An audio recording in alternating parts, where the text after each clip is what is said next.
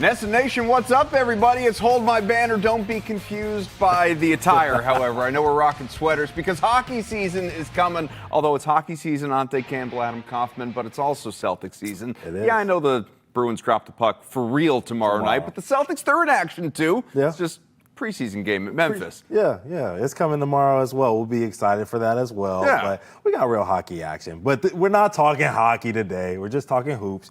I'm excited for this Celtics season. I can't wait to talk about everything that we got to. Those bold predictions. I got to tell y'all, behind the curtain, Adam and I have not talked about our bold predictions yet. So when I hear what you got to say, I might jump out of this chair. I'm just being honest, all right? We'll see what happens. Well, you told me don't mess around, like get a little saucy. Doesn't need to be realistic. Let's get frisky, try and figure something out. And so, I got a few bold predictions. They are just that. They are bold predictions for the Boston Celtics for this season. I've got a few. Ountae's got a few. Maybe my favorite part that I'm looking forward to is when we can compare notes and see which of the six is most realistic, if any. I mean, if any, right? Like Peyton Pritchard, all NBA. I don't think we're going off the deep end here, but here's what we're going to do. This is a special treat. Now, every once in a while on the program, we like to bring on guests. Keith Smith has the front office show with Trevor Lane. He is a noted NBA cap expert, works for Spotrac. He is on Twitter at Keith Smith NBA. Keith, welcome to the program. Very excited to have you here with us. What Keith doesn't know, however, and really we should be telling his employers, this is actually Keith's last day at Spotrac. Whoa. It's the last, he's actually done at Spotrac because today he's going to help us fix the Boston Celtics and turn them into immediate contenders, if not this year, next year. Yeah. And then Brad Stevens, Mike Zarin, the whole crew, they're not going to have any choice but to make him an offer he can't refuse. Yeah. All right. So Keith, we'll write the letter to your bosses so that they know. How are you, buddy? I'm good. It's cold in Boston though. I like living in the warm weather. So I don't know if my blood's thinned out too much. My man, you need to come visit this October. It's like 80 outside. I've heard. It's unbelievable.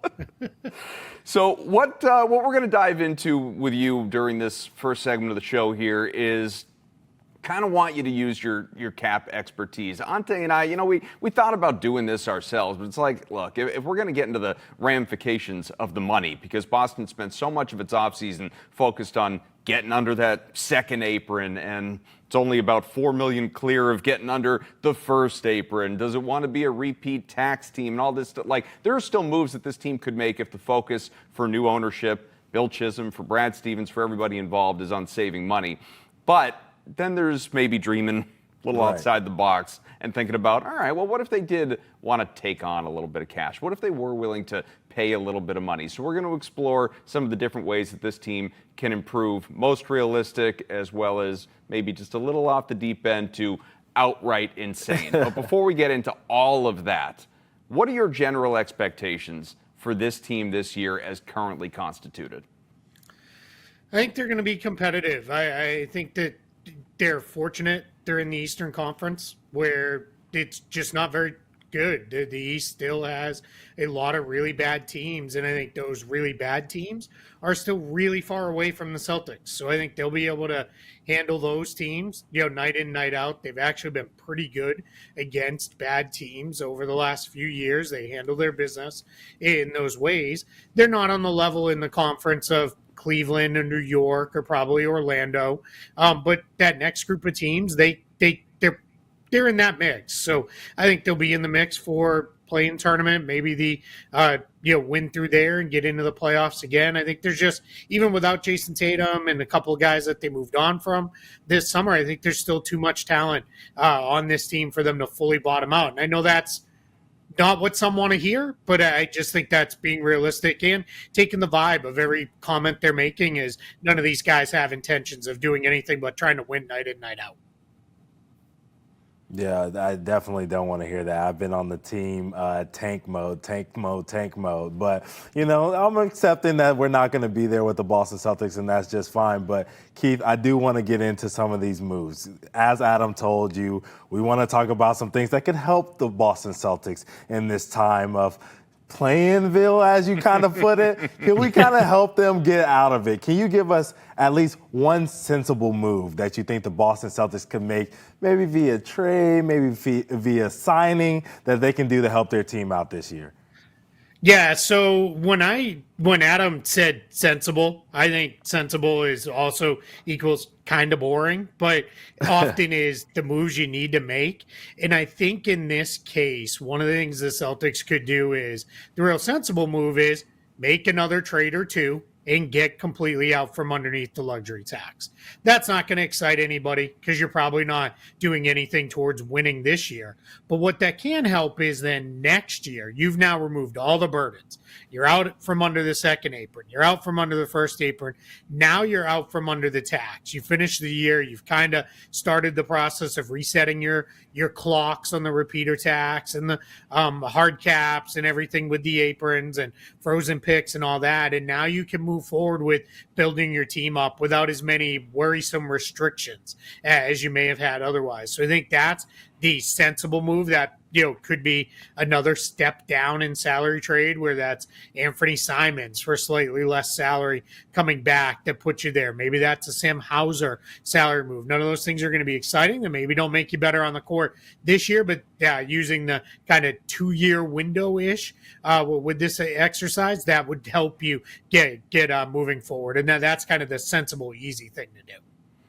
All right, so like you said, that's sensible. It's logical. It's likely. It's boring, in your words. We go to kind of the next tier where maybe it's a sneaky move. And the first type of comp I think of, and I don't know if this is where your head went to, is, if we're looking for something that's kind of under the radar, high ceiling, high potential type of move, I think of when the team went out and acquired Derek White, right? Like brought him in from San Antonio. Not a lot of people, certainly in the Boston market, were all that familiar with White and what his abilities were, and did not remotely showcase what he has turned into here in Boston in San Antonio. It was more a case of, okay, like the parts are there. Can this guy continue to evolve, get better each season, unlock these different parts of his game? And sure enough, under Brad Stevens, and from there, that happened. And now, this guy's got potential all-star future, especially absent Jason Tatum. So what's the next Derek White-esque move that could occur?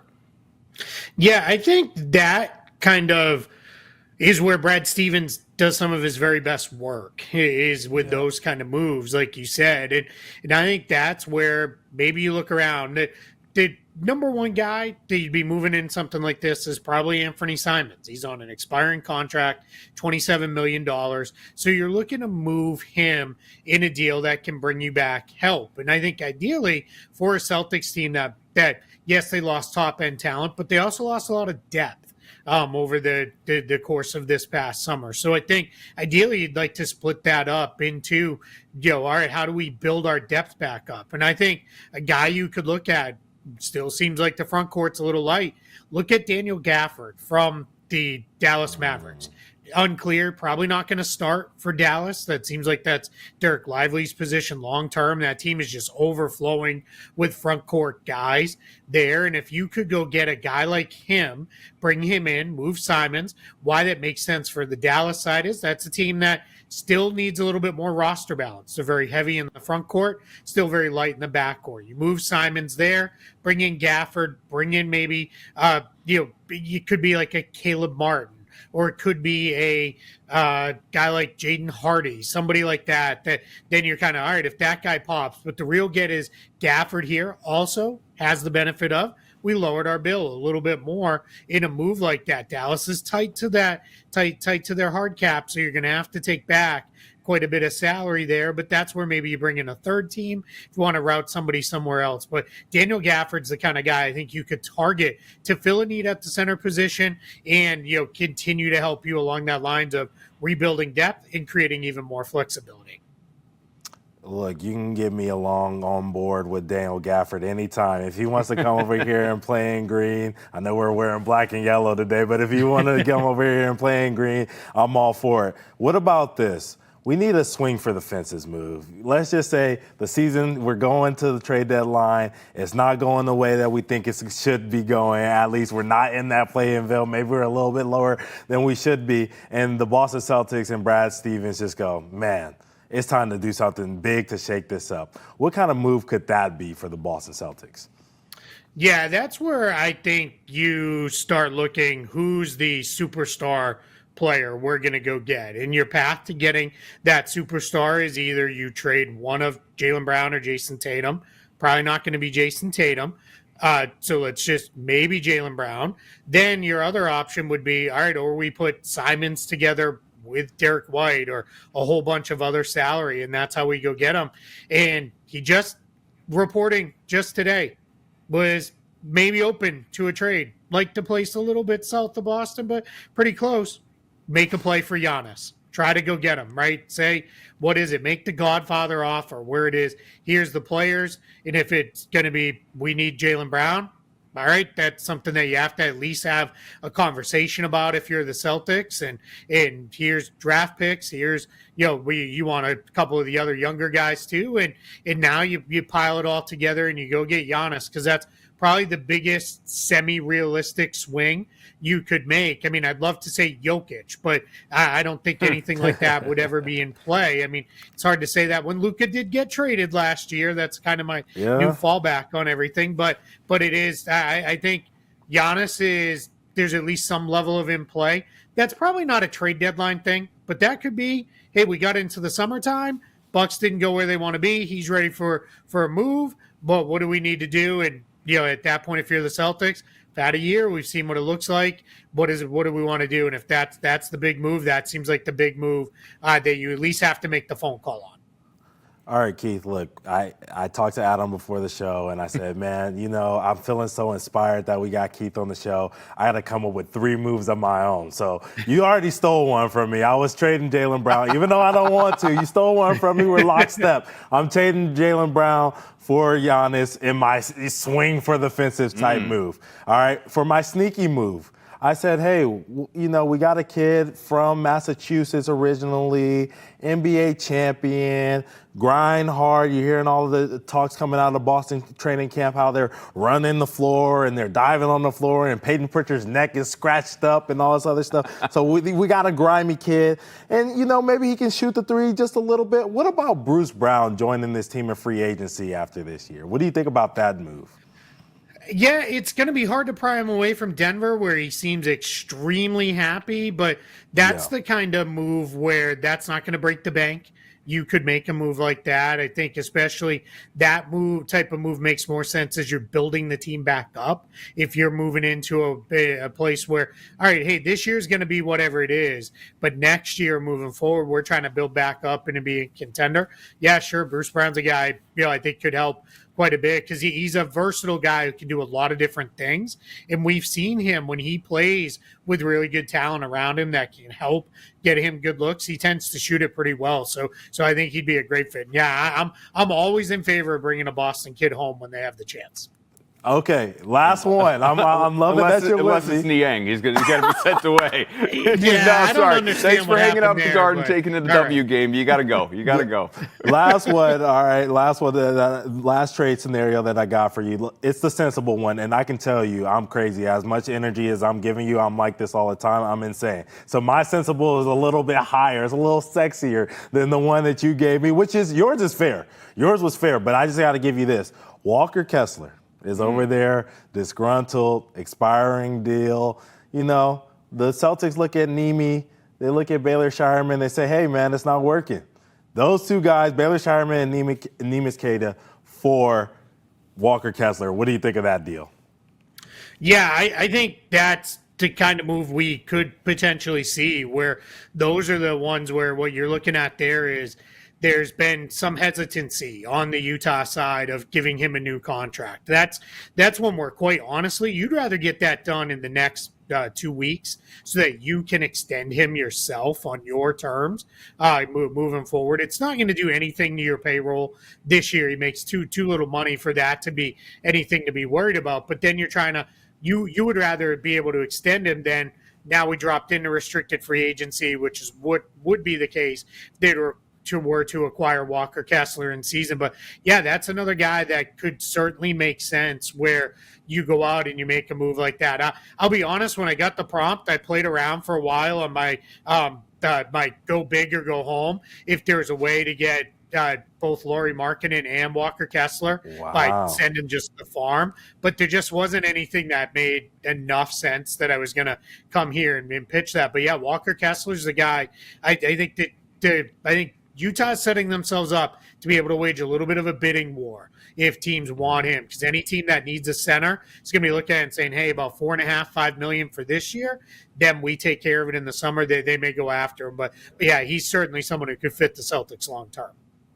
Guys, the real shame that I think makes this incredibly difficult to pull off is that the Boston Brass and Utah's front office really don't have a working relationship. Not at all. There's just no common ground there that you could see these two teams coming together. Yeah. Where did didn't make a trade like a month ago or anything. Yeah. And Cada, Utah State alum, we can see him getting a reunion out there in Utah. I know he's from Portugal, but that's his second home in America, right? So maybe. Keith, before we get you out of here, I will ask you one more, because I like that both you and Ountae were aligned on the trading Jaylen Brown idea. Now, I don't like that either of you wants to entertain trading Jaylen Brown. I don't want to trade him. But I think logically, it's one of those ideas that makes a lot of sense as part of this conversation. I mean, a lot of the offseason, there were articles written. Keith, you wrote articles. There were conversations around, is Jaylen Brown going to get moved by the Celtics as part of just this cost-cutting, cap-cutting, hemorrhaging of finances that this team was looking to do in recent months. I'm glad that no longer part of the conversation is like, can Tatum and Brown coexist? Can they play together? Can they win together? Like, we've gotten past all of that.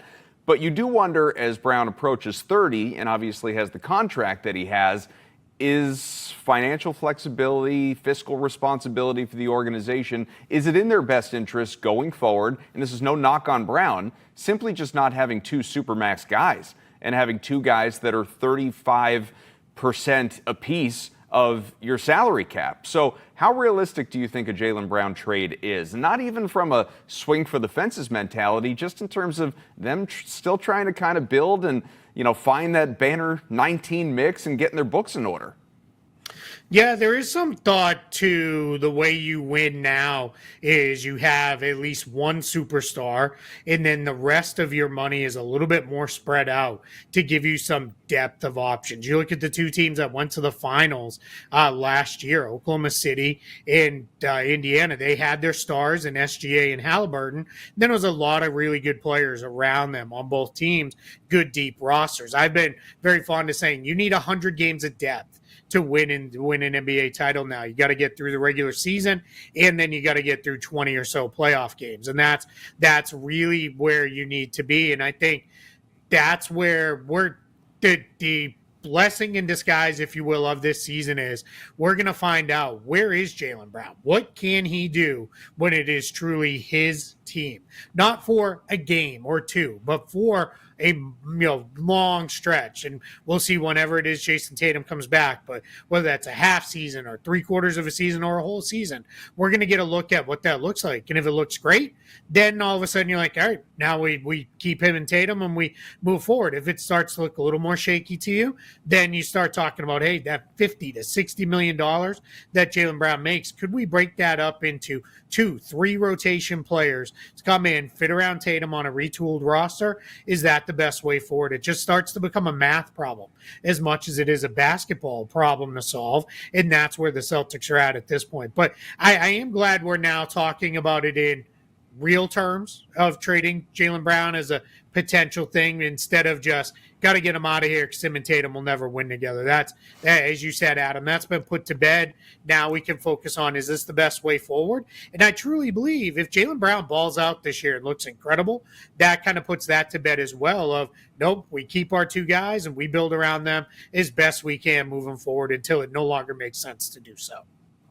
And guy's been in the Boston area for damn near a decade. I don't know if anybody heard on social media his best effort at a Massachusetts accent. That might have moved him down the list just a little bit. Might be a little more willing to move Jaylen after that effort. My goodness. But, there were the probably appropriate amount of F-bombs mixed in. That made some sense. Keith Smith, Spotrac front office show on Twitter, Keith Smith NBA. Keith, always appreciate the time, my friend. We'll definitely be talking again soon as this team looks to continue to, as Brad Stevens would say, retool, not rebuild, retool to get themselves to banner 19. We'll talk to you soon. I appreciate it. Thank you so much for having me. All right, we are going to step aside. We'll come on back. Bold predictions. We told you off the top, Ountae's got a few, I've got a few. How bold, how spicy are these going to be? We'll find out together when we come back. Man, yeah, it's intense, physical, intense, pace. I think the coaching staff has done a good job of setting the tempo and pace of preseason. I think it's probably been my hardest preseason I think I've had from a conditioning standpoint and a physicality standpoint, but that's what we're going to need this season. At every turn, welcome back here on Hold My Banner, Nest Nation. Jaylen Brown has been talking to Ountae about how got to take the pace up. This is a team that has been almost glacial over the last handful of years. Now, granted, they've been great, not knocking their style of play, but they have not been known for their speed and for their pace and moving things, really up tempo, all that stuff. Brown, others saying they want to get there. They want to be to a team that is moving toward the top of the league, not bottom 5 in that category every single year. I think they were second to last year in pace. And absent Jason Tatum, who does, for all the things he does well, he slows the game down a little bit. There's a little bit more of the lethargic played. Yeah, absolutely. And so we're going to see how run and gun, the 6-second offense or whatever it is. D'Antoni in the this Boston Celtics team looks like. But on the way to getting there, potentially, we're going to give you some bold predictions. Now, the whole idea, and this is Ountae's creation, I like it, it's fun, is these aren't safe takes. No. We're not trying to, I think that Derek White's going to be an all-star this year. Like, that's not a bold prediction. That's a very reasonable expectation for a team that enters the year and may not have Jason Tatum the entire season. No, we want to give you stuff that's quite frankly, if you go back in a few months and you watch this show back, we could sound incredibly stupid. That's kind of the goal. Yeah. But maybe we hit on one of these. Yeah. So Ountae's come up with a few, I've come up with a few, and the best part is we don't know what the other has come up with. So start us off. What's one? We'll go one by one. Okay. I started off a little, barely caliente. I got to spice it up as we get to going. Okay. So we're starting off a little soft, but Jaylen Brown will finish top 5 in the MVP votes this year. Okay. I think that Jaylen Brown is going to be a guy that we're going to every night. We're going to see 26 to 27 points a game out of this dude, and probably about 7 assists out of this guy we might get out of him. If we can see that, if he's a 27, 8, and 7 kind of guy, and he really does take these opportunities to play through this pace, but also being the only sole guy to get these ISO opportunities, we could see a Jaylen Brown who we're looking at as an MVP level caliber player. So I personally believe a little bit, I don't feel like it's a stretch, that far of a stretch, but it is a bold take that Jaylen Brown will finish top 5 in the MVP vote. Look, I've seen articles of people ranking Jaylen Brown, the expectation that he could be a top 5 scorer in the NBA. It's a very correlated belief that you've got.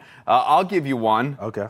Jason Tatum, through the love that he discovers as Duke's chief basketball officer, he is going to retire from the NBA. What? No, I'm just kidding. That's not. I'm kidding. That would be off the charts. No, he's not going to do that. But it is interesting how he's, I guess, spending his free time while he rehabs his way back. He's doing everything. No, I'm going to go in order of kind of like least bold to most bold. Yep. So my least bold, just to, sort of set the tone for what these are going to look like. Celtics are going to be a top 4 team in the Eastern Conference this year, behind specifically the Cavs, the Knicks, the Magic, in whatever order. Okay. But those 3 teams are going to rank ahead of Boston. Yep. I think the Pistons are going to underachieve.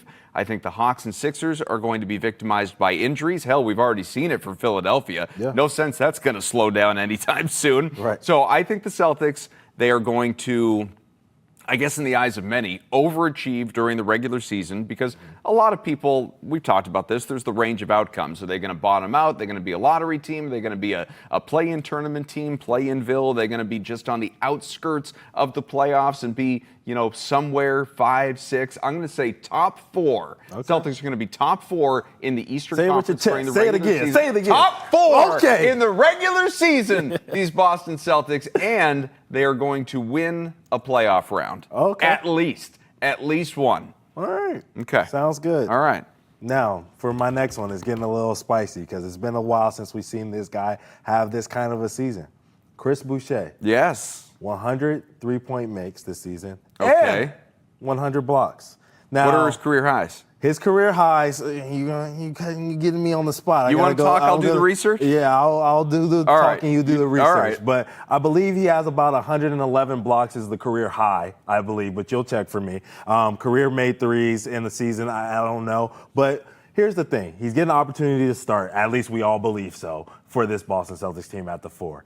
He's going to have the opportunity to get a lot of shots up because of the pace of this team. This dude never gets tired. I've been seeing the reports from training camp.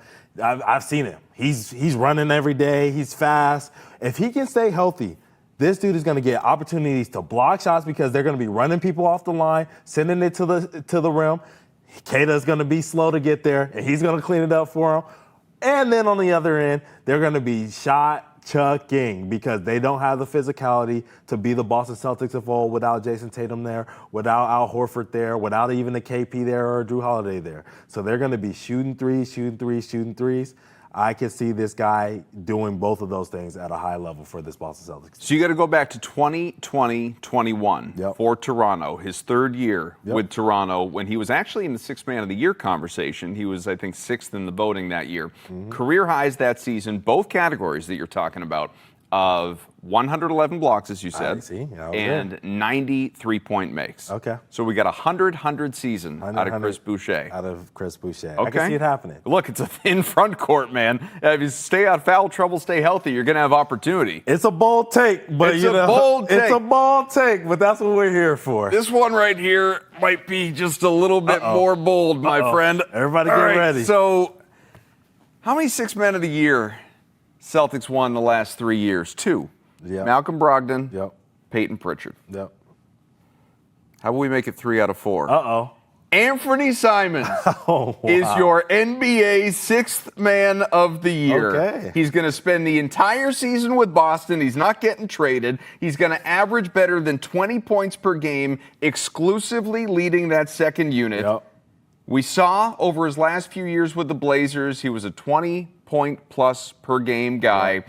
The shooting, not as great in recent years for a bad team, as we know, from three-pointers specifically, 38% overall. And that was after 40-plus for a couple of years. So he's regressed a little bit in that category. I think between the athleticism, the explosiveness, the fact that he's a good shooter, he is legitimately a good shooter. Yeah, and I don't think, maybe I'll be wrong about this part, I don't think Joe Mazzulla is dramatically changing the way that he plays, meaning we are going to see continued three-point volume as just part of the style of play of the Boston Celtics. And I think Anthony Simons is going to be a gigantic beneficiary of that. You take that three-point percentage back to around 40-41 from 37, and he's leading that second unit where they're going to be desperate for offense. You're going to get your 20-plus points per game. If the team, and this sort of goes in line with my first take, if the team is just in that playoff conversation, doesn't need to be top 4,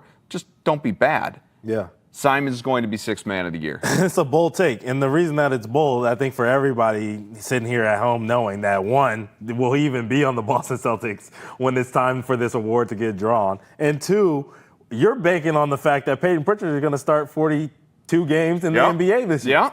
He's going to have to be the starter. Peyton Pritchard's going to be the starter. All right. That's a bold take, Cotton. I don't know if I can agree with that one. But, hey, I do love Anthony Simons' game. And that's only number 2 on my list. I'm not Wait till you get to 3. The talent is not even, where I'm worried about with that one. It's more or less the other things on the outskirts. It's opportunity, being 100%. here, all that. All right. I'm going to get a little spicy with this one. Okay. Especially after seeing your first take. Your first take, you got the Boston Celtics being the top forward team in the East, winning a playoff round. I got them winning 2. They're going to the Eastern Conference Finals in my bold take, number 3. Jason Tatum going to be on that roster? Jason Tatum is going to be on that roster. But this isn't about the Boston Celtics. You know what this is about? Do I trust the Cleveland Cavaliers? No. Do I trust anybody on the Bucks besides Giannis Antetokounmpo? No. Do I trust Mike Brown in a closing situation? When has Mike Brown elevated a team and made them better than what we thought their expectations were going to be?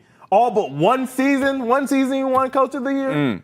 I don't see him doing it again. You putting the Magic up there? Okay, yeah, we can see. Do I like Jamal Mosley?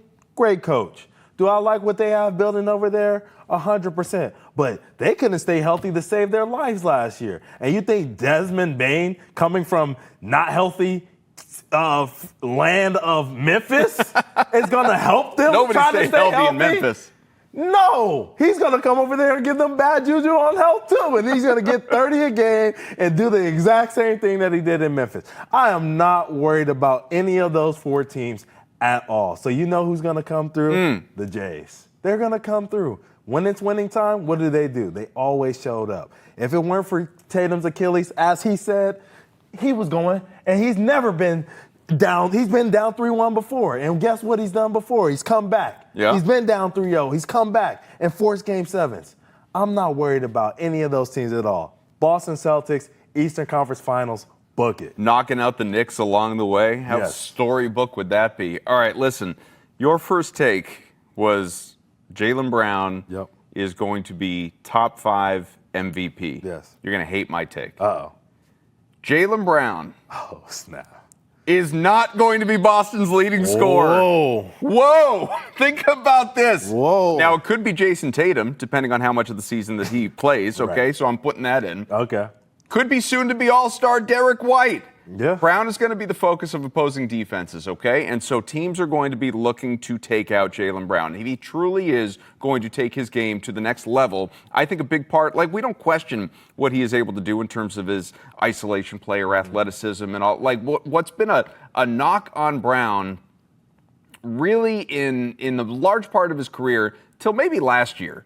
Honestly, till maybe last year when he averaged 4.5 assists, has been his ability to get other teammates involved. It's something that Jason Tatum has done so well, as we have seen as years have gone on and as he has matured in the NBA. I think we are going to see, as Brown is a focus of opposing defenses and White benefits from this killer whale offense and emphasis on three-pointers and is, not specifically but kind of loosely for the sake of this conversation, chasing that all-star berth and that all-star recognition, all of that. You're going to see an uptick in usage out of White, out of, minutes are going to go up. The scoring role is going to go up because it always does when there's no Jason Tatum or no Jaylen Brown. White always emerges as that next option, that next guy when one of the superstars, if we want to put Brown to that conversation. Certainly, if he's top 5 in MVP, he'd be in that conversation. When one of these guys is out, White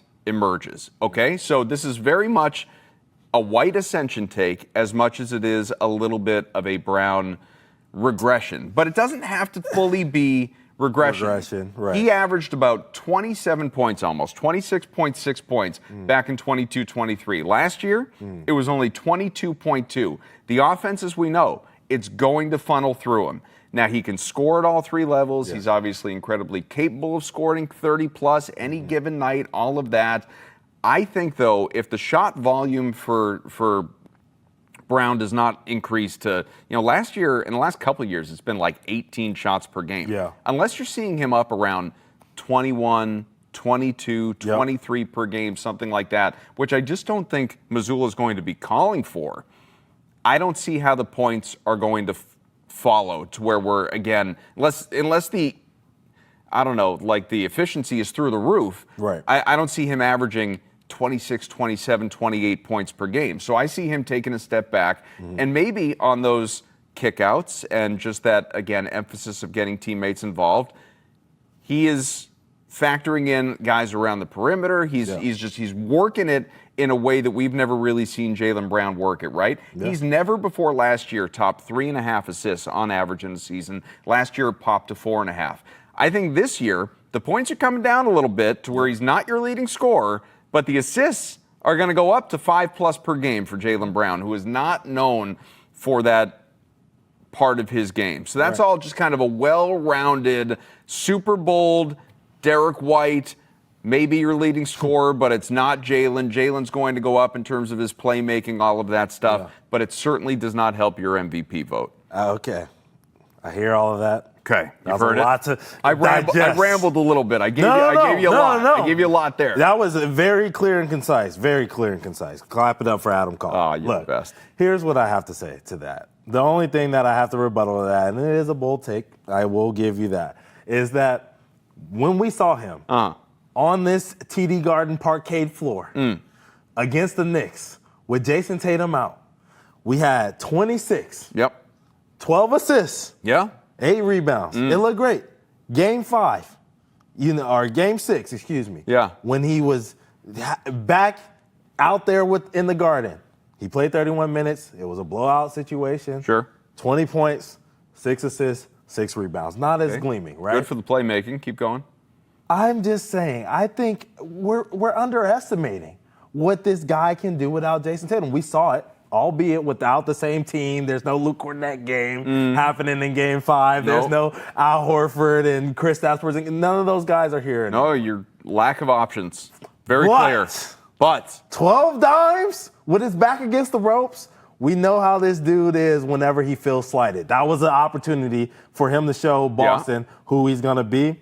I'm just saying, it's a bold take, but that's what we're here for. All right, out of the 6 takes, which one do you think is the most likely to happen? all right, give me yours again. It was Brown top 5 MVP. Brown top It was 5 they're going to win at MVP. least 2 rounds. Yep, and then Boucher, 100 threes made. Boucher, Yes. I think is the most realistic of those 3. Okay. I think the front court is so thin. Yes. I think that the opportunity is going to be there. I've seen some people refer to him as reserve. I don't know if they just mean because he's been that in his career. To me, on this team, he is not a reserve. He is very clearly, or should be very clearly, a starter getting real, legitimate minutes and opportunity. I mean, you have the worst on paper front court in the entire NBA. Right. Chris Boucher has been a good, solid, serviceable player in recent years for the Raptors. I expect that opportunity to be here for the Celtics. Yeah. And at that point, we're just talking about volume counting stats. Yeah. So if he stays healthy, then yeah, I like your 100-100.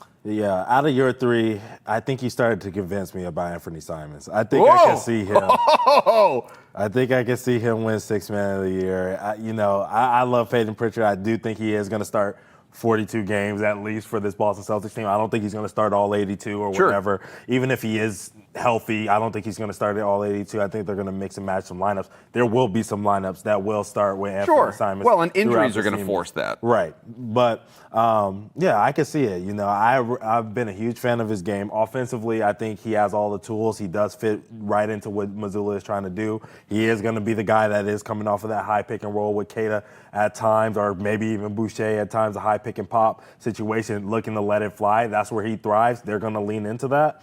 And defensively, he will be a little bit better than what we've expected over the past, which will earn him minutes. Because of effort. Yes, He's going to try. which will earn him minutes. So I love that. I love that take. They're all bold. We might go By for 6. design, that's okay. Might go for 6, but it's a fun exercise. Do you think, real quick before we break and get to this LeBron James nonsense of this week, do you think that, because he doesn't have to do this to win 6th man, do you think that Simons averages 20 points per game?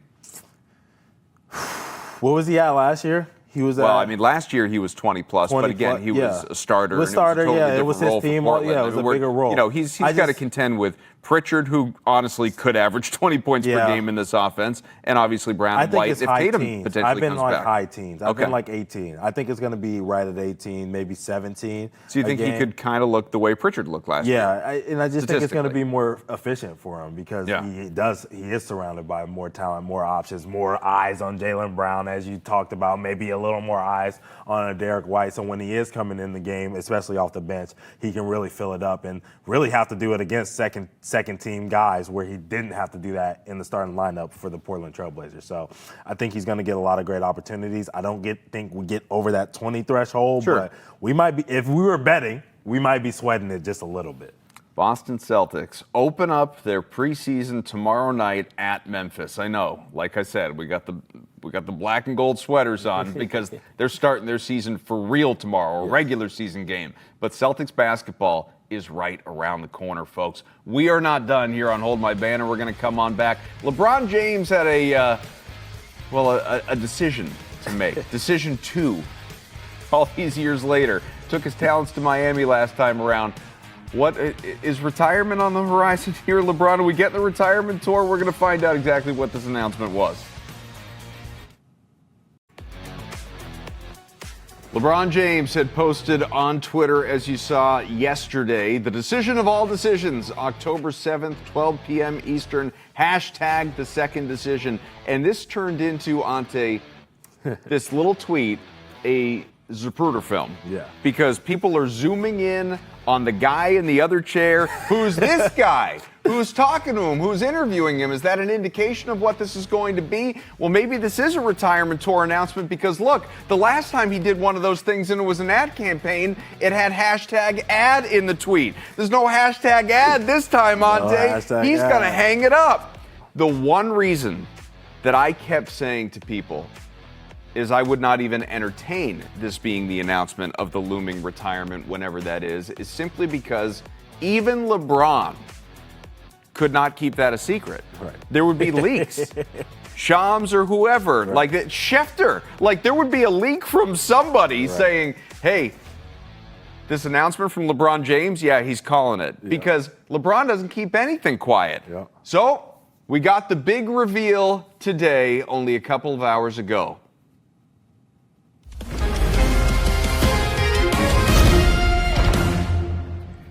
Well, everyone's on pins and needles across the country.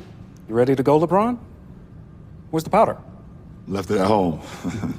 LeBron, fans want to know where you're taking your talents this year. What's your decision? In this fall, man, this is tough. In this fall, I'm gonna be taking my talents to Hennessy VSOP. VSOP? And this was the conclusion you woke up with this morning? That was the conclusion I woke up with this morning. Why? I feel like it's gonna give me the best opportunity to win more at hosting. And not only that, win at signature cocktails, win at having a good time, win at impressing guests, win at making memories, win at making it look easy, win at leaving people wanting more. LeBron, appreciate it. I like my decision. So stupid. Now, I mean, you knew what it was going to be the second you saw it because you saw that big, like, courtesy, Hennessy, like, Right. LeBron, honestly, what are we doing? Like, we know at some point the retirement tour is coming because LeBron ain't Tim Duncan. Now, caliber of talent, that's another conversation. But he's like, Tim Duncan could walk away quietly from the game and disappear into the world. Like, nobody even knew for all these years that Tim Duncan's been an assistant coach because the guy is so anonymous. Yeah, he LeBron, really is. everything is loud. Everything is loud. Everything is in your face. You need to know about all of it. Guy telegraphs all of his moves. Decision 2. I can't even believe, for all the mockery, Ountae, that he has received throughout his entire career for the decision the first time, that he even thought it would be just like the people around him and on his team, and I don't mean the Lakers, I mean the LeBron team, thought it would be a good idea to go back and even relive or pay homage to any aspect of doing this again in a flippin' advertisement. Yeah. So dumb. And you know what may be even more annoying about it for me? What? So the new Space Jam sucked. Like, we can agree on that, right? Like, really, really bad movie. Yes. But if you saw about a decade ago LeBron in that movie Trainwreck with Amy Schumer and Bill Hader, like, he was really good. Yeah. He was funny. It was engaging. It was enjoyable. He's been good on Saturday Night Live. Why is he doing the reverse bad acting thing to where he gets like more terrible as time goes on? The acting in this dumb commercial that we witnessed on social media, somebody should have looked at this when it was done before they promoted it in a tweet and said, you know what? Bad idea. let's you know what? Fun thought, looked all right on paper, but now that we've seen it in reality, let's back to the drawing room, table. There's another way to do this. You're right. Oh, absolutely horrible. Look, the part that I was upset about, at least for this, is just when you see these kind of tweets come out about the ticket prices, because people are expecting LeBron to announce that he's not going to play in next season for the NBA. Look, I feel bad for every single person who went to TickPics and bought these tickets for the Utah Jazz You know how- versus Los Angeles Lakers game that started out at $85 and now the cheapest ticket is $445. And you know how they're feeling right now, waking up today and seeing this announcement out there on the West Coast? You know what the worst part of that is? What? He might not even play in that game.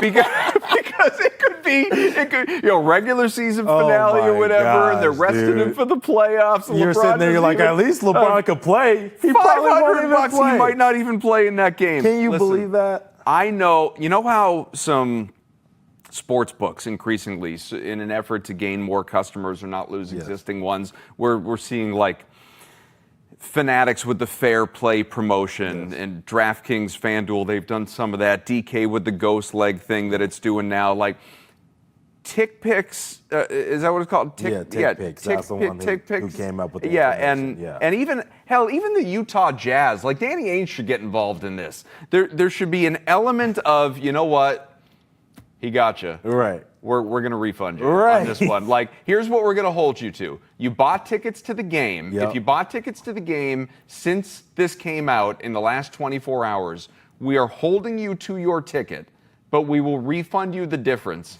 between what the price you paid is and what it was before this crap came out. Right. So, like, if you paid $445 and it was an $85 ticket, we're going to give you that math back. But you've bought the ticket. And then at least like Utah's still sold the ticket. Right. Bad team sold the ticket. Right. Fine. But I hope, like for the sake of humanity, I hope they do not hold these customers on the hook for this BS that LeBron has done to impact this world.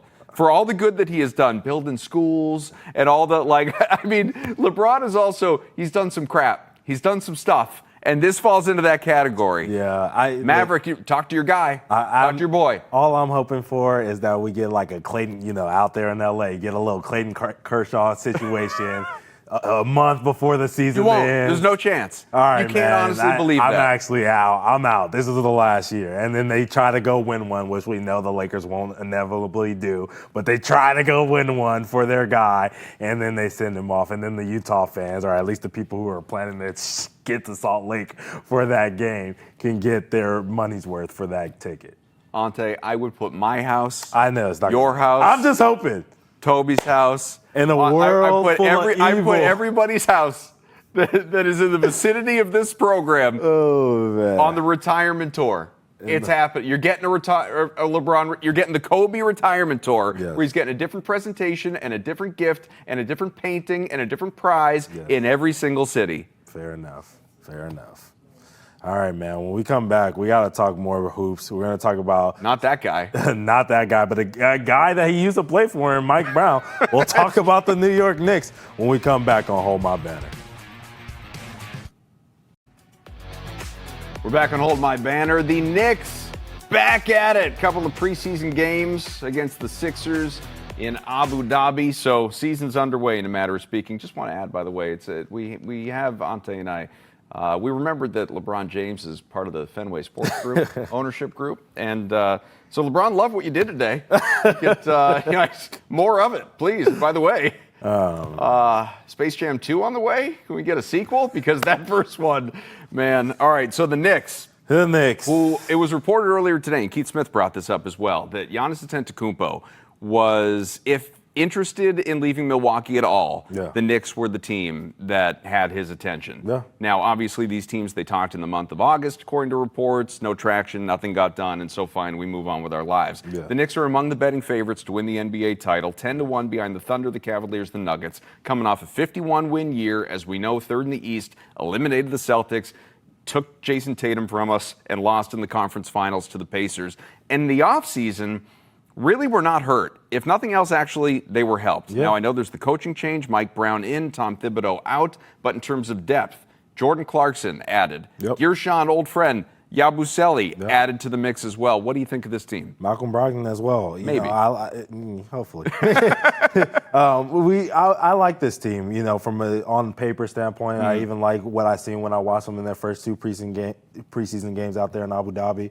But overall, this team is going to be measured on the fact of whether they can win the championship or not. Now, by my assumption, as I told you earlier before, I don't think that they can get there. I think they're pretenders and not contenders. That's just my personal take. This team is extremely talented, but they just don't have that 1A guy to get you over the hump. I would have loved to see them get rid of Jalen Brunson and get Giannis. People got mad when Becky Hammon was like, he can't do it. Yeah. And I think Jalen Brunson has shown us time after time he is a star player. But not a 1A. Not a 1A, not a guy who wins you a championship. And it's that simple.